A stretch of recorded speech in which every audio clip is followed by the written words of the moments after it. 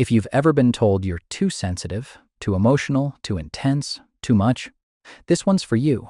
You already know what they mean. They mean you cried at the thing nobody else cried at. You got upset about something they thought was small. You held on to a moment they forgot about an hour later. And somewhere along the way, you started to wonder if maybe they were right. Maybe you do feel too much. Maybe something about you is broken. You're not broken. You just feel things at a different volume than most people. Your nervous system runs hot. The same conversation that barely registered for them landed in your body and stayed there. The same scene in the movie that they saw as just a scene. You actually felt. The same offhand comment that they forgot. You didn't because it wasn't offhand to you. This isn't a flaw. This is just what it feels like when your wiring is set to receive everything. Here's what's actually happening when you feel too much. 1. You feel things before you understand them.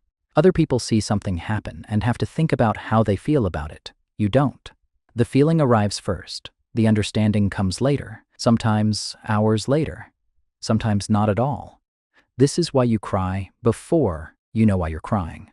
Why you laugh at things that aren't funny but feel right. Why you walk out of a conversation knowing something was off long before you can name what it was. Your body is faster than your mind. That's not weakness.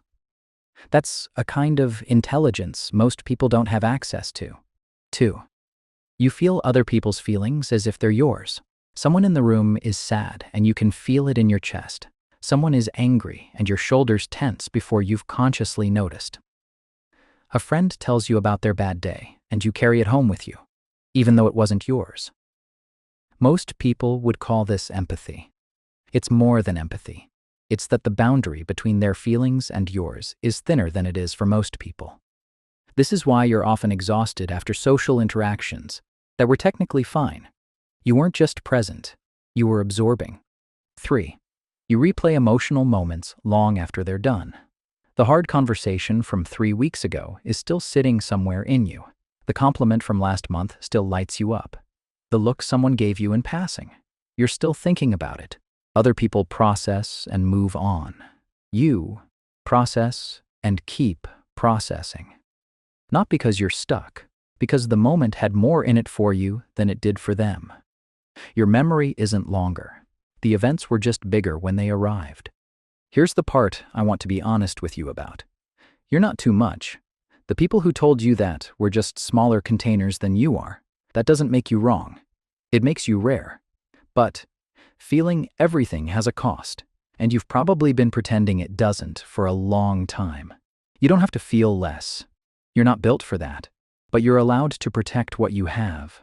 You're allowed to step away from things that are too much.